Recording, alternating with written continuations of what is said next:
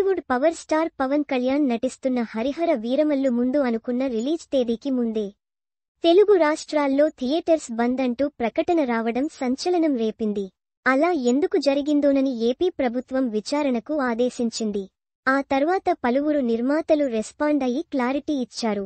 ఇప్పుడు Telangana state film chamber నిర్మాత సునీల్ నారంగ్ కూడా ఆ విషయంపై మాట్లాడారు.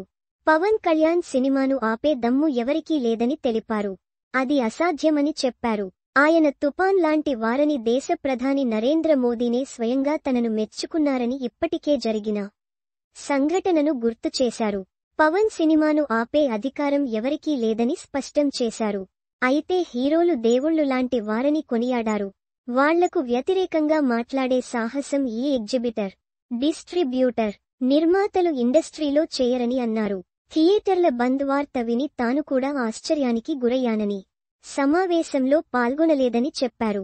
150 కోట్ల జనాభా ఉన్న దేశంలో 30 నుంచి 40 మంది హీరోలు మాత్రమే ఉన్నారని నారంగ్ వ్యాఖ్యానించారు. అదే సమయంలో హీరోల రెమ్యూనరేషన్ గురించి మాట్లాడే హక్కు లేదని అన్నారు. హీరోలు ఎక్కువ సినిమాలు చేయాలన్నదే తమ ఆకాంక్షగా చెప్పారు. ఏ వ్యాపారమైన డిమాండ్ అండ్ సప్లై మీదే ఆధారపడి ఉంటుందన్నారు. థియేటర్స్ బంద్ వివాదంలో ఆ నలుగురు అని ఎవరు కూడా లేరని నారంగ్ అన్నారు.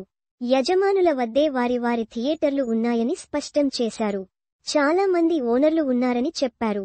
ఇప్పుడు ఆంధ్రప్రదేశ్లో ఉన్న మొత్తం థియేటర్లలో తమ ఏషియన్ సినిమాస్ సంస్థ కింద 5% మించి లేవుని స్పష్టం చేశారు.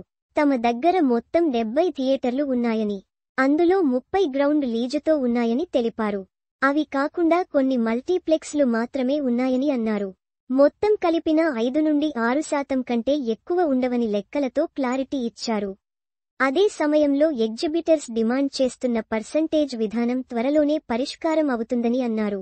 అయితే ఆ నలుగురు ఉన్నారన్న ప్రచారంలో సునీల్ నారంగ్ పేరు కూడా ఉన్న విషయానికి తెలిసిందే.